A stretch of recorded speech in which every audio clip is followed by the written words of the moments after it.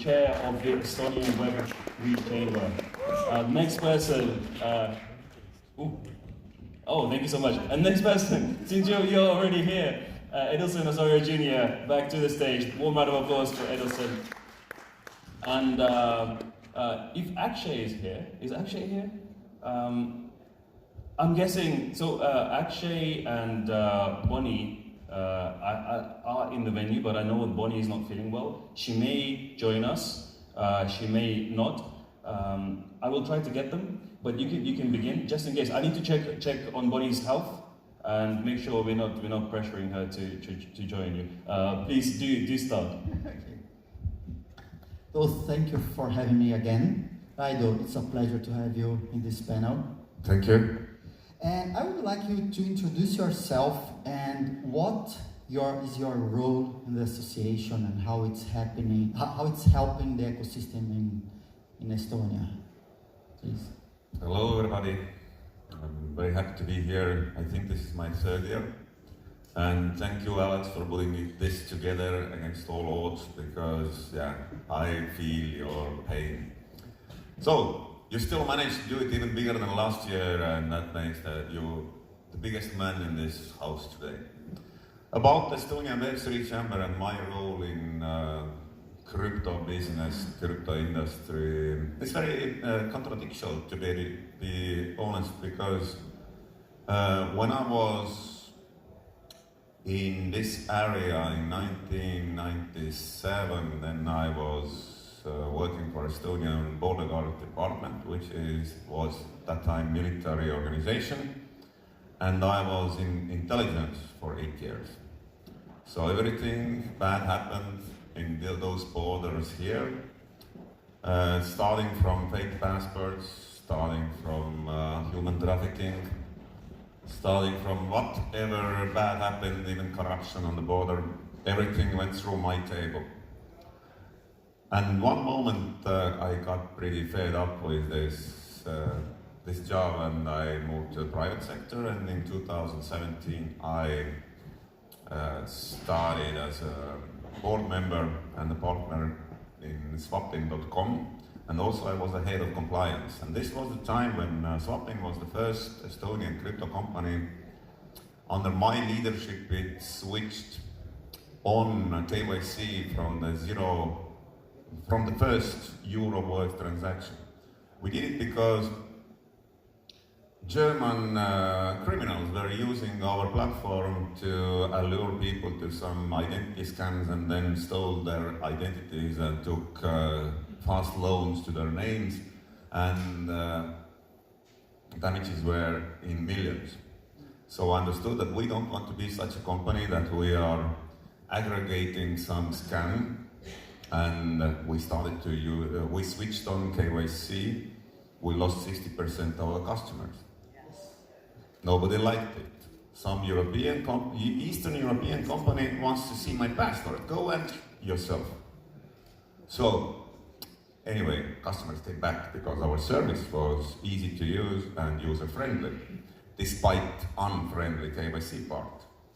And when I was already in the business, then I was invited to join Estonian Cryptocurrency Association, which didn't do anything much that time, because it was founded in 2014 as the first national crypto association. But there was a meaning for that. We fought against one court case where VAT was added to Bitcoin transaction.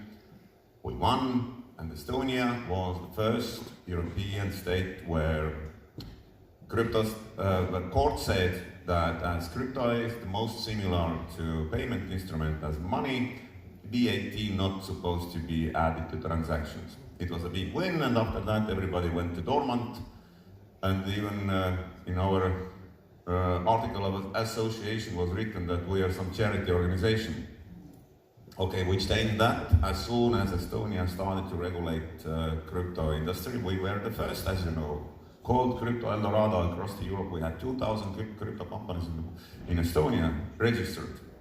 And if you went to any crypto conference in 2018 in the world, first desk you see was that buy fully licensed Estonian currency company for 6,000 euros.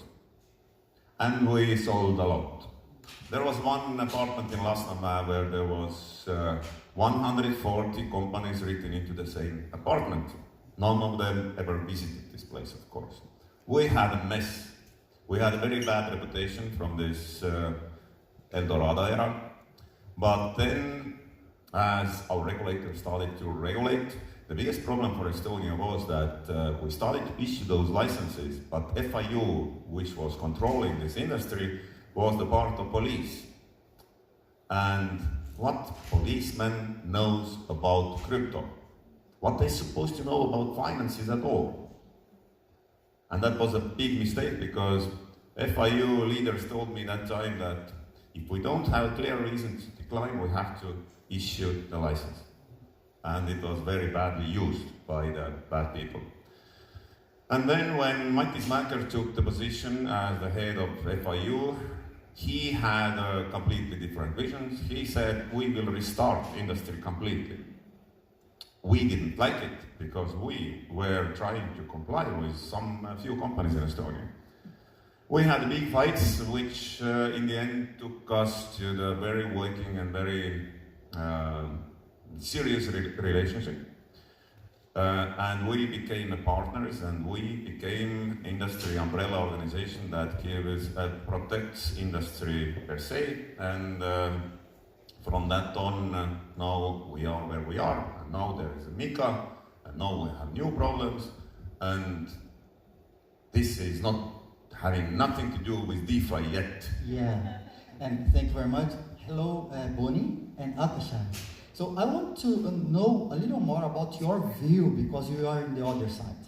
You are on the DeFi side, developing, trying to attract customers. And we have some regulations coming. I will do some parentheses, like we have chat control being discussed here in Europe, where they try to scan messages before they are being encrypted. Probably it will come to DeFi also. So even if we have zero knowledge proofs, private transactions, privacy, and everything, how do you see those kind of ideas on your side as the DeFi service provider somehow? How you see that kind of regulation coming and invading, I can say, invading your space, maybe? First and I'll fill in. Okay, cool. Yeah, so it's interesting because I think Tornado Cash is a good example of this, which is that all I'm doing is writing code. All right, I am never touching anyone's capital ever, and so with that kind of mindset, it creates this interesting kind of new paradigm of how you regulate that. Right, I'm not necessarily managing anyone's money. I'm just simply writing code. And that as a service is effectively, anyone can access through the internet that code base. That's kind of what DeFi really is, right? Like we have on one end, right, like central exchanges, which you are actually custodying someone's money, and that creates more risk in that they're trusting you with the money. You can kind of run away with it, and that should be regulated. But when it comes to writing code bases, right, it's all on chain, right? You can kind of verify, you can see how that code base interacts with the capital. But I'm never touching the personally, and that's kind of how we kind of look at it. It is still a gray area where we don't know how, regulatory bodies are going to manage that. The only thing that I would say is more concerning on the not concerning, but is relevant to me is when I do issue my own token, right? Like, we have, let's say, code base. That's fine, but we do issue our token. That does come under a regulatory purview, and there we do have to be conscious, especially as we're US based, that this token that we issue, how does it comply with security laws, right? And so even there we make sure that, for instance, one of the key kind of rules, the Howey rule, is that if the token clearly has is a profit-seeking vehicle, that could be at risk for security. In our case, a user has to perform work in order to kind of benefit from the token's value, and so that's kind of our way of navigating that. But it is still kind of questionable how that will play out globally. I just have a few quick things. One, we are looking at having financial products that are compliant so we can onboard family offices. We do that like in parallel to having what we also offer. And then another thing I have to say about like the crackdown on DeFi as like a human liberty, the right to have decentralized access to genuine, sustainable wealth accruing technology, is they always start with taking away our freedoms, and they never start with energy democracy and not buying energy and like prioritizing building up our energy reserves, whatever country you're in, so that we are as little dependent on evil foreign entities as possible. And I wish that they did that first. They're always trying to get into our messaging, they're trying to control us. Like they have like over 12,000 people in the UK right now who have been arrested for social media posts. And we're American, and Eastern Europe is really killing it. But I just say keep an eye out for that, you know, because the geopolitical economy is a bigger ecosystem, a bigger economy. And I think we should put some more pressure on energy democracy instead of, which is just energy independence. So, which also creates jobs locally, instead of, you know, telling us that we're funding these people, because we actually are funding them in a few different ways, and some of them are much bigger than others, and others are challenged. And then, like when you talk about DeFi, you know, a lot of that stuff is just coming from people who have relationships with established, gate-kept financial institutions. So let me add something. A few years ago, I was in the European Commission talking to people presenting the projects over there. And a lawyer from the European Commission, he asked me, oh, how are you developing something without the proper regulation? I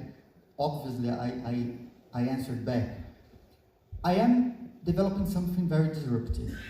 If I want to innovate and develop something that is disruptive, I can't do everything under the regulation. Regulation should come after. We can't regulate what's not done yet. So I had that discussion. Then they asked it back, and it's the topic of our panel today.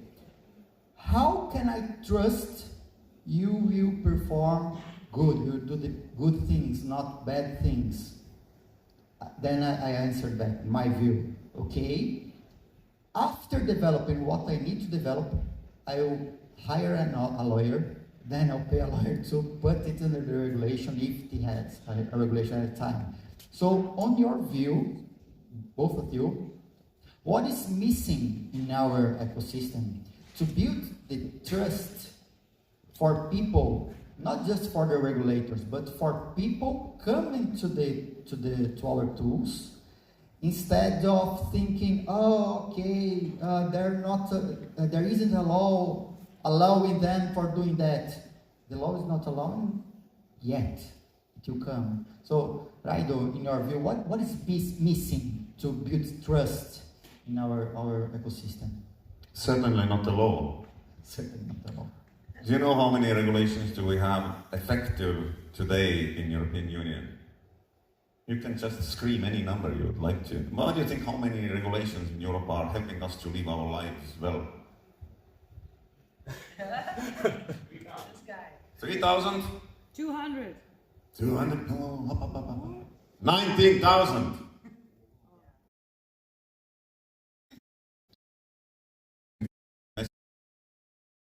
I think at the time when we had 10 commandments, we believe we don't want this now. But for people to understand what you should not do, we don't need actually the law. But the biggest problem in decentralized finance and also in crypto is that people are not ethical beings at all. As soon as you feel that punishment is not following your criminal acts, many people choose the easy way. And that's the problem. And that means what we are missing actually is this private digital identity Private meaning that this is under your control. It's self-sovereign in a way that you are controlling your data. And before that, I can say that I was building Matter ID for 2 years. I was thinking that I will give people a digital identity which they are creating from their phone and which is in higher security than Estonian digital identities. And I was absolutely sure that everybody want to buy it. Then I understood, no. Last year in Cannes, founder of Swissport told me that digital identity is not my pain point. If you can give it with KYC, this would be a solution. And then I understood. And then I founded a company, Comply Once, that builds exactly that. Your private digital identity, which is connected to your private KYC container. What you collect your data, and from that vault you are sharing only data points, what are necessary for certain services, for example, age-restricted services.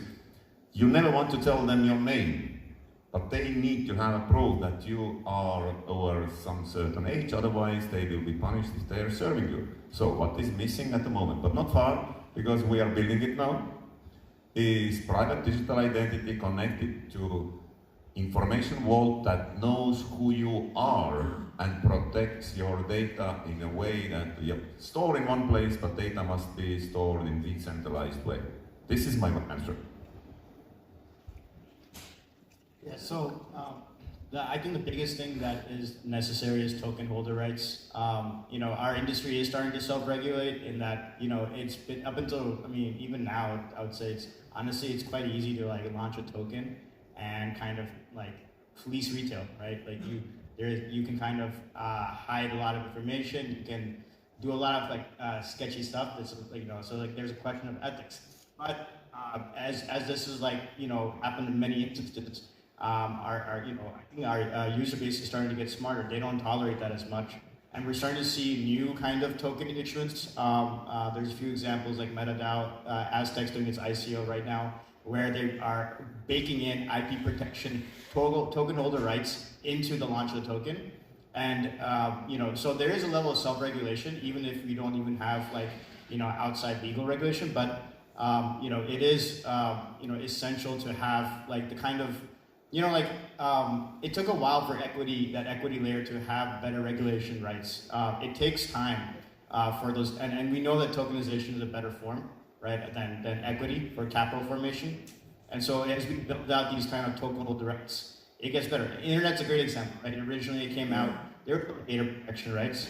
So if you did, when the .com, era started, if you did whatever, that back then, today it would be considered, a lot of it would be considered legal, right? Because it takes time to identify the problems before you can solve them. I do think, our industry is rapidly improving in that way. I'll go quick. So, tokens to trust, let's talk about it. It's decentralized finance, it's the big it's the big Web3. So, I always believe for myself, this isn't financial advice, but you have to understand the logic of value accrual going into the token. Where is the value accrual going into the token? Because if there's no value accrual going into the token, then it is a meme coin. And that's just sociological movement. You can bet on meme coins, but I would rather, and this is why there's not an alt season right now, is because retail has been fleeced by a lot of projects. And a lot of people come in, they're like, oh my gosh, back in the day until now, recently, Uniswap just is starting to improve their tokenomics since regulation. Again, the government always wants you to think that they can make better choices for you than you can. But yeah, now Uniswap, because of US government regulation changes, is advancing to add value accrual into their token, which is like a buyback program. It's more similar to a stock model, which is great. Because that means it's like some sort of revenue share. As Uniswap makes more money, they buy back their token. This is a very basic model that I recommend for people who are not trying to be extremely advanced DeFi tokenomics people, because don't launch a token if it's just gonna be a down-only chart.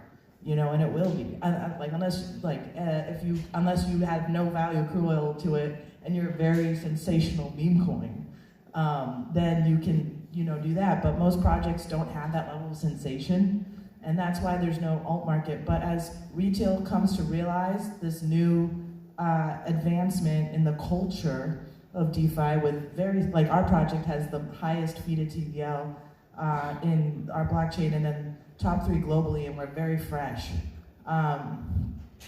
Because we cut out inflation and we used it to pay people better for things. Where we call ourselves financial mechanics maxis. And it's powered by our DEX. So our DEX is like a very capital efficient model, and all the fees. We don't make any money that doesn't go to our token. That's just a little preview into our tokenomics model. But if people, as retail realizes they can actually make serious money our game theory creates, even in the most selfish form, complete incentive alignment. We want you to try to make as much money as you can because you're going to be voting on our pools and giving us accurate predictive data, and you get paid the most for being accurate, and we create the least inflation for that. So with these advancements, we're actually going to be able to see retail come in, not be so afraid, not be so fleeced, and make some money. We have to have products that actually make people money. And so what I do, and this isn't financial advice, because look at me, I'm not a financier. I'm a DeFi person. I'm an American. I'm a libertarian American. But is we look at how logic, if you're buying a token, do your own research. Look at how value accrual is going to it. Okay, and for bringing people and build trust, we need to confirm our infrastructure is safe for them, because no one wants to allocate resources and being hacked or losing or some error or something happening. So in your view, what should have or what is being built in the ecosystem, Sui, Ethereum, Solana, whatever, you see it's important to make people sure they will not lose their resources. Hacking will happen, but errors are worse probably. So what you are seeing in the infrastructure side? Yeah, so we building on Sui in particular because it uses this code base called Move, and it's baked into it at the code base level a lot of things that kind of restrict surface areas of attacks and hacks. And so please, sorry to interrupt you. Probably people don't understand what is a form of verification. Yeah. Can you explain to them for humans? Absolutely. It's like, how you're in accounting software, right? Like you have, credits and debits and they kind of add up and match correctly. So think of the kind of the blockchain version of that, right? The math maps basically. You don't have to actually add in additional checks and balances. It will make sure that there is no kind of vector where, based on how someone a hacker would try to run transactions, they can exploit and maybe produce a lot more and mess up the accounting system. That's one kind of lens of the formal verification, and that's baked in at the code base level, so it makes it foolproof. Even the code, even the developer cannot mess up the accounting. That's the idea. You should explain how MB attacks are not possible in Sui. That's more on the kind of a consensus level, right? So there's many ways of MEV possible in general. It's like sandwich attacks. Yeah, so it's he's my CTO, so I'm yeah. Yeah, so do it there. Well, we've had multiple kind of now improvements in this blockchain technology, and at the execution layer, the consensus layer, how we can kind of mitigate the ability for a third-party person to see what transactions are being accumulating. Let's say in the mempool, right? Preemptively, people are requesting actions to be done. And there's a guy who's sitting and observing these actions. Oh, this guy's gonna buy $1,000 of this. Oh, and that's gonna change the price if he buys it. Let me front run that. I'll buy some, he buys it and let me sell. And so that way I just cash the profit and that guy got a worse pricing, right? That's kind of an example of an MEV. MEV means maximally extract value, something like that. But it's like, yeah, how can I kind of like, take advantage of seeing people's transactions happening and extract profit from it? I have a joke like MEV means like manipulated extractable value. That's a good way of doing it, yeah. And so there's many flavors of that, but like as the technology's gotten better, it becomes more kind of resistant to those kind of exploits. Yeah, and we have 5 minutes. So last words, like your view in trust building. How can we grow our ecosystem, building trust to people, to bring more people to DeFi, to our ecosystem and everything? Kaido, you can start. You touched the identity topic in your keynote as well, and I think this is the most important part, that we have to have means to establish ourselves in digital realm. And it must be under our control. It must be in a way that no one cannot steal it, because it's actually possible. Even AI they can develop wherever they want. Quantum computers are a threat, but not so big that we cannot avoid losing ourselves in digital realm. And if we have this, and if from this identity we can share only that we are a unique human being in certain age, this is enough for many, like the DeFi services. Uniqueness is one of very important thing. Humanness is very important thing. But if we can eliminate bots, cheaters, scammers, we are halfway there. So this is probably the first step.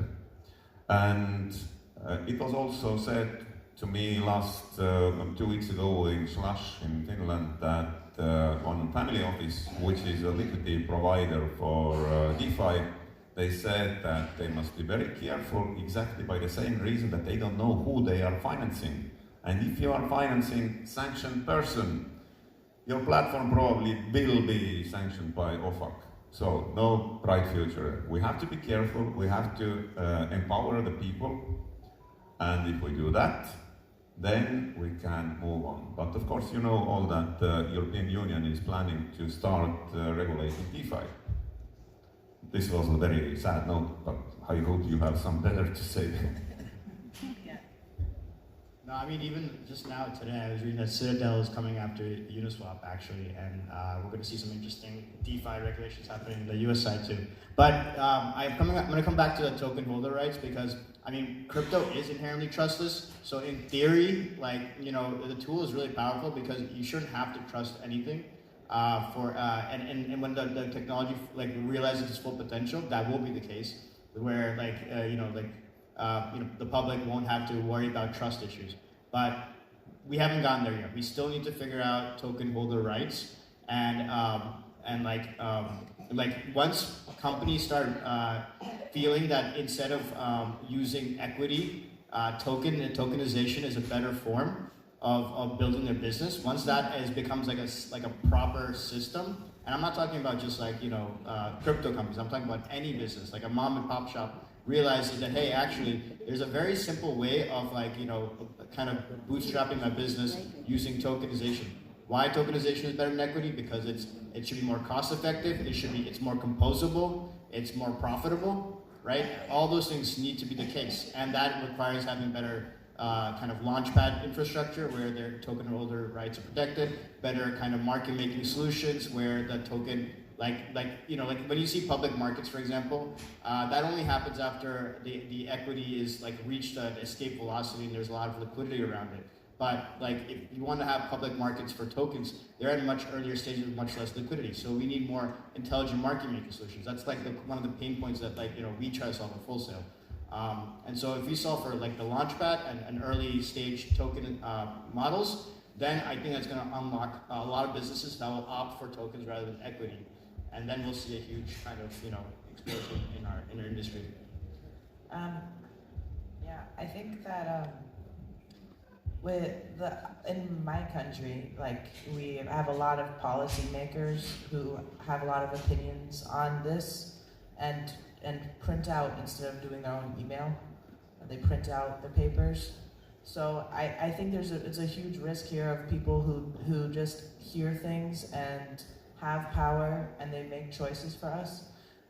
The internet has done amazing things for Estonia, for example, the world. But could you imagine if like the internet had more restrictions? Like, of course, there's some crime on the internet, but that doesn't mean it hasn't been a net positive. I think that black boxing things, taking things away from people, doesn't actually help people. So I recommend trying to not do that.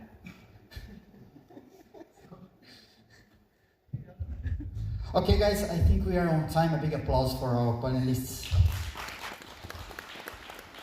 Thank you very much. Thank you so much. There were a couple of questions, but I suggest whoever asked them, I think it was Yugi. Oh, you can yeah, actually okay. ask them directly off the stage. Or yeah, let's do it now. Let's do it now. Just one. We can do one.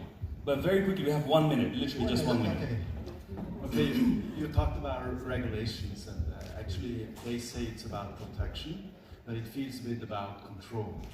So my question is, how can we make sure that actually we help them to protect us? Because actually they are elected by us, and we have them to make work for us. So we want protection, but we don't want control. We want freedom. Do you have any ideas? This is exactly what we are building. And super Private digital identity means that you are using your national digital identity to create one, and this one is under your control. They don't know where you go. They don't know anything about your transactions, but you are backed by a real digital identity, which is issued by nation. Just very briefly. I love this guy. He's so smart. Yeah, no, I think Oh! this guy's great. Yeah. No, I think when things come to mind are like PR, and I think that aligns with like digital identity. Doing their self-reliance is also important. But you know, I think that I love that excerpt. And you have a different opinion, and I want to hear your. I have a kind of a strong opinion. So build for yourself, do auto custody, have your self-sovereign, because then you don't need to rely on any government to protect you. So do it by yourself. It's okay. That's my opinion. And that's a good closer. Thank you so much. Big one round of applause for this amazing panel.